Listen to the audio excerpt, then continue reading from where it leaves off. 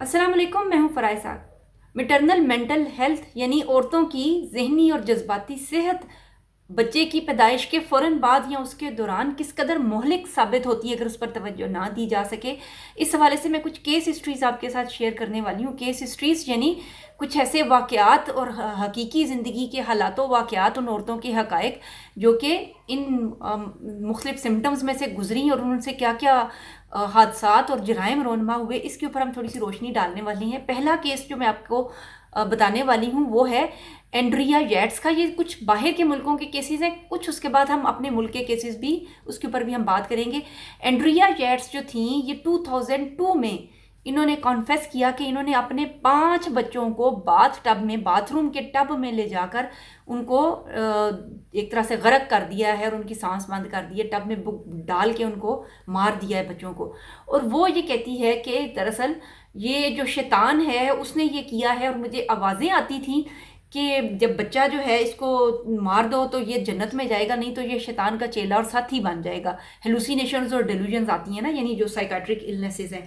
तो इस जो जिसमें ये आवाज़ें सुनाई देना है या कुछ दिखाई देना है, कुछ ऐसी चीज़ें, ये पोस्टनेटल साइकोसिस कहलाता है और ये बहुत ही सीवियर होता है। यानी इसमें समटाइम पेशेंट में ऑलरेडी हिस्ट्री भी होती है मेंटल इलनेसेस की, स्किज़ोफ्रेनिया की और इस तरह की बीमारियों की, नफ्सियाती बीमारियों की, और सम टाइम हिस्ट्री नहीं होती है। और ड्यूरिंग दी पीरियड, जो ज़चगी का टाइम पीरियड है, उसमें जो पेशेंट है वो इस तरह के सिम्टम्स डेवलप कर लेती है। देखिए हम किस तरह से कॉन्टिन्यूम से चले हैं।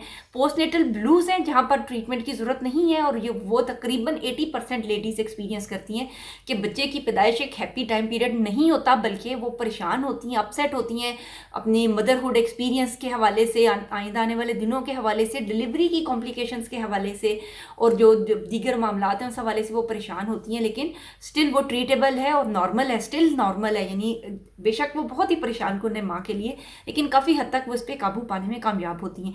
उसके दूसरे जो कॉन्टिन्यूम के एक्सट्रीम पे है वो पोस्टनेटल साइकोसिस है। पोस्टनेटल साइकोसिस एग्जैक्ट एक बहुत ही सीवियर किस्म की मेंटल इलनेस है। यानी ऐसी आवाज़ें सुनाई देती हैं और ऐसी चीज़ें दिखाई देती हैं जो नॉर्मल लोगों को नहीं दिखाई दे रही, और during the motherhood time period बच्चे को ये वहम हो जाता है और उसके ऊपर एक चीज़ सवार हो जाती है ये बात कि मेरा जो बच्चा है या ये आसेब ज़दा है या ये आसेब का शिकार हो जाएगा, या इसके ऊपर जिन्नात या जुड़ेले या भूत या शैतान कब्जा कर लेंगे।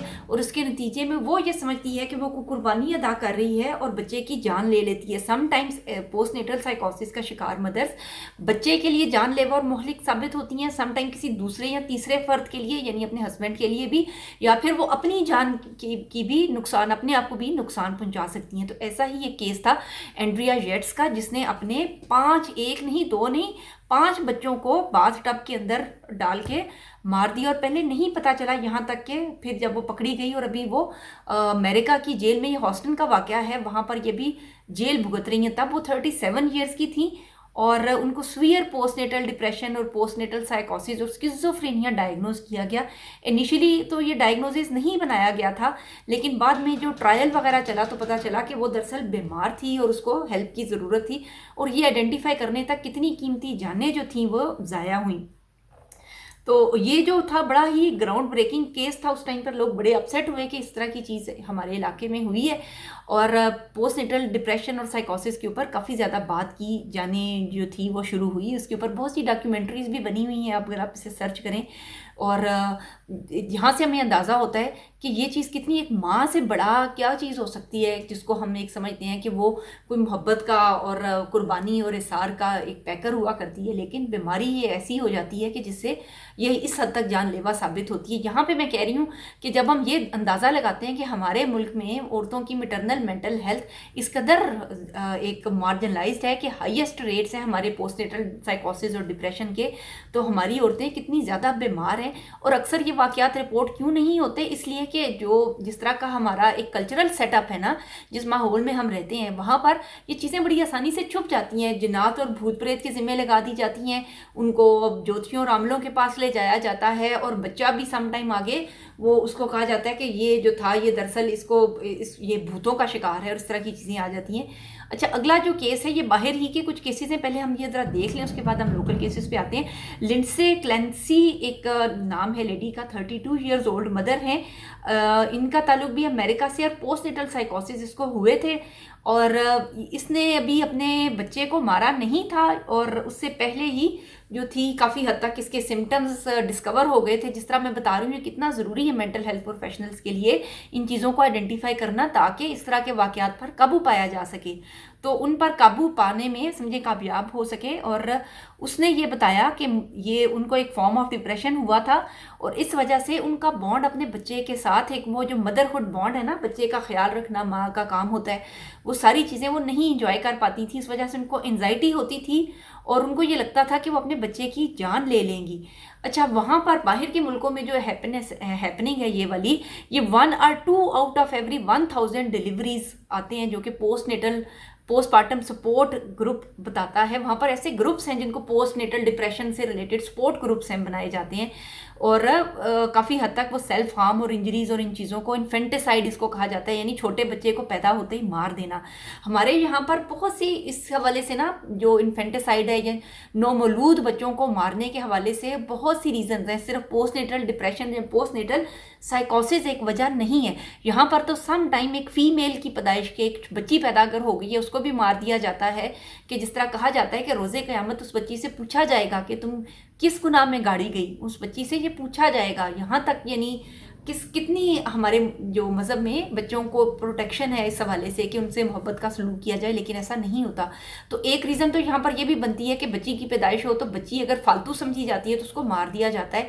उसमें ये जो ईदी के वो झूला प्रोग्राम्स हैं कि बच्चे को क्रैडल पे डाल दें और उसको उनकी जान ना लें, वो भी एक रीज़न होती है। उसके अलावा सम टाइम बच्चे बीमार पैदा होते हैं, वो पैदाइशी तौर पर ही मेल नोरिश्ड होते हैं, इस तरह की चीज़ें भी होती हैं। लेकिन प्लस इस चीज़ को हम बिल्कुल निगलेक्ट नहीं कर सकते हैं कि एक ऐसे माशरे में जहाँ पर पोस्टनेटल साइकोसिस की तादाद कम अज़ कम भी 15% तक है, तो वहाँ पर हमें किस तरह के वाक़यात और इंसिडेंट्स हमें नज़र आ सकते हैं जो छुप जाते हैं, क्योंकि हम ये अंदाज़ा ही नहीं लगाते कि माँ भी अपने बच्चे की कातिल हो सकती है। लेकिन ये बीमारियाँ, वही बात है, ज़चगी से रिलेटेड कुछ कंडीशंस ऐसी हैं जो इस हद तक जानलेवा और मोहलिक साबित हो रही हैं। तो ये सेकंड केस मैंने आपको बताया। एक और हम केस देखते हैं। बहुत सी ऐसी आपको हिस्ट्रीज मिलेंगी जो इस किस्म की कंडीशन से रिलेटेड हैं। ये जो केस है ये लॉरा का है। 31 ईयर्स ओल्ड मदर हैं। 14 दिन जब गुजरे बच्चे की पैदाइश पे तो उनको भी हेलुसिनेशंस आना शुरू हुई, और उनको ये हेलुसिनेशंस आती थी, बहुत ही सख्त आती थी। ऐसे लगता था कि जैसे वो समझती थी कि मैं पागल हो जाऊंगी, और उनका जी कहता था कि मैं कार स्मैश कर दूँ दीवार के साथ, जिस गाड़ी में मैं जा रही हूँ ये चिकनाचूर हो जाए। और उनको एंटीसाइकोटिक मेडिसिन दी गई, और ये भी एक सर्वाइवल केस है कि वो आइडेंटिफाई हो गया और वो बच्चे को नुकसान नहीं पहुंचाया। लेकिन वो जो बाद में जिस तरह वो अपनी केस हिस्ट्रीज या सिम्टम्स शेयर करती हैं, तो उसने ये बताया कि I was just about to kill my child, जो अपना बच्चा है उसको वो बिल्कुल मारने वाली थी। अच्छा, एक और केस हिस्ट्री हमारे मुल्क में, चूँकि ये केसेस कम रिपोर्ट होते हैं, तो मेरे पास एक केस हिस्ट्री है जो कि समझें एक रिसर्च आर्टिकल में पब्लिश हुई है, और ये 27 ईयर ओल्ड लेडी के बारे में है जो साइकाइट्रिक यूनिट में लाई गई।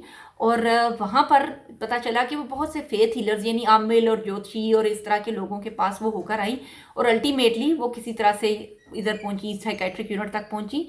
उसका ये था कि उसकी जो फैमिली है उसने ये नोटिस किया कि ये अपने बच्चे का ख्याल नहीं रह रही है, और पोस्टनेटल ब्लूज़ से ये स्टार्ट होता है। यानी वही है कि पोस्टनेटल ब्लूज़ की सबसे बड़ी इंडिकेशन यही होती है कि माँ का अपने बच्चे का ख्याल रखने को दिल नहीं करता। तो उसको उन्होंने मारा पीटा शुरू में, जैसे हमारे यहाँ पे कल्चर है, उसको मारा, डंडे मारे, ये जो कुछ भी करते हैं, गालम गलूज किया।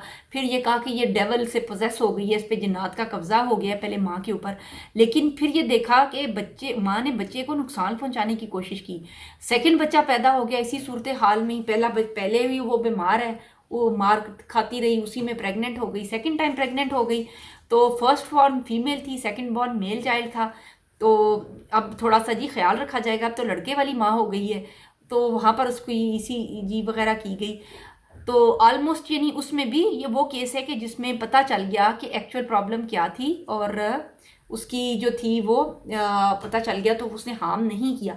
अच्छा, यहाँ पर भी मैं देख रही हूँ कि ये जो रिसर्च आर्टिकल है इसके एंड में भी जो रिकमेंडेशंस हैं उनमें ये गिवन है कि अगर हम लेडी हेल्थ विजिटर्स को और लेडी हेल्थ वर्कर्स को अच्छी तरह से ट्रेन करते हैं, उनको आइडेंटिफाई करवाते हैं मुख्तलिफ साइन एंड सिम्टम्स, तो हमारे बहुत से बेसिक जो ग्राउंड लेवल प्रॉब्लम्स हैं मेंटल हेल्थ के खवातीन में वो हल किए जा सकते हैं। काफ़ी हद तक हमें मदद मिल सकती है। जब तक हम ग्राउंड लेवल पर, इंडिजिनस लेवल पर लोगों को तैयार नहीं करेंगे और हमारे मेंटल हेल्थ जो वर्कर्स हैं, लोग हैं, वो वेल इक्विप्ड नहीं होंगे, वेल इन्फॉर्म्ड नहीं होंगे, इस तरह के इंसिडेंट्स पर काबू नहीं पाया जा सकेगा, काबू क्या पाना, आइडेंटिफाई नहीं हो सकते हैं। तो हमारे जो साइकोलॉजिस्ट हैं, जो हमारी साइकाइट्रिक नर्सेज हैं, उसके अलावा लेडी हेल्थ वर्कर्स हैं, उनको बहुत विजिलेंटली इन एरियाज़ पे काम करने की ज़रूरत है। और उसमें बहुत ज़्यादा आपको मार्जिन भी मिलेगा काम करने के लिए। हम बस काम करते नहीं हैं और हम देखना नहीं चाहते हैं कि हम लोगों की किस तरह से हेल्प कर सकते हैं। तो ये देखें कि अब ये जो इस तरह के केसेस हैं एंड्रिया येट्स का, जैसे मैंने बताया, बाहर के मुल्कों में तो आपको बहुत सी केस हिस्ट्रीज मिलेंगी। तो ऐसी माएँ जिनको पोस्ट नेटल साइकोसिस या पोस्ट नेटल डिप्रेशन होता है, वो अपनी जान के लिए या अपने बच्चे की जान के लिए इस हद तक खतरा साबित हो सकती हैं कि उनको खुदा न खास्ता जान से ही मार डालती हैं।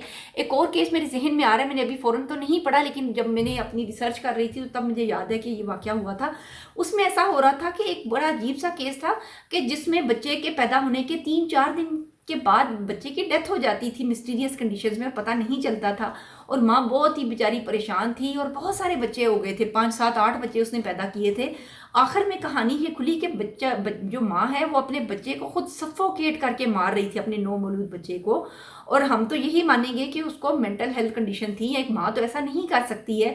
लेकिन जो उसकी साइकोलॉजिकल काजेज देखें कहाँ कहाँ काम करते हैं, उसका साइकोलॉजिकल काज ये था कि वो दरअसल अपने जो हस्बैंड है उसके साथ बड़ी अजीब अटैच थी और वो बहुत पॉजेसिव महसूस करती थी। अगर वो हस्बैंड बच्चे को उठाने की कोशिश करता था या उसको प्यार करता था तो वो जेलस होना शुरू हो जाती थी बच्चे से, और इसके नतीजे में उस जेलसी में वो बच्चे को मार देती थी। उसने उस टाइम पर बयान दिया था कि जो ही ये बच्चे को उठाता था तो मेरे से कंट्रोल नहीं होता था और मुझे कुछ हो जाता था और वो बच्चे की जान ले लेती थी और टिल अगला बच्चा पैदा हो जाता था, बच्चे भी हो रहे थे। और हस्बैंड ने शायद ये आइडेंटिफाई किया कि ये बड़ा स्ट्रेंजली बिहेव करती है, कि जब उसने ये किया कि बच्चे को बिल्कुल माँ के पास अकेला छोड़ना ख़त्म कर दिया कि मैं देखूँ कि क्या रीज़न है, क्यों हमारे बच्चे सर्वाइव नहीं करते। और वहीं से उसने आइडेंटिफाई किया कि माँ का बिहेवियर बहुत ही वियर्ड है, बहुत स्ट्रेंज है, कोई अजीबोगरीब तरीके से ये बिहेव कर रही है। और वो औरत वो पकड़ी गई। तो यहाँ पे आप देखें कि जो न्यू मदर्स को ये किस किस्म की चीज़ें और सिम्टम्स हमारे सामने आते हैं। मुझे याद है कि कोई चीज़ें हमारे कल्चर की ऐसी हैं जो इन चीज़ों को कुछ प्रोटेक्ट करने की नज़र आता है कि हो जाती हैं। मसलन चिले में जो औरतें हैं उनको अकेले नहीं छोड़ा जाता, अक्सर तो बड़ी तोहम परस्ती की वजह से। लेकिन ये देखें कि अकेले छोड़ने में सिर्फ तोहम परस्ती और जिनात और भूत इन्वॉल्व नहीं है, माँ खुद भी एक डेवल साबित हो सकती है कई कंडीशंस में। लम्या हमारी सब माओं को महफूज रखे। Mental health, maternal mental health के ऊपर बहुत बात करने वाली है। अपने एक्सपीरियंसेस शेयर करें और बताएं कि आपने इस तरह के कोई वाक़यात देखे हैं, अगर देखे हैं तो हम इस चीज़ को कैसे इम्प्रूव कर सकते हैं। आपकी सजेशंस बहुत मददगार साबित हो सकती हैं। मिलते हैं अगले क्लिप में, दुआ में याद रखिएगा। अल्लाह हाफिज़।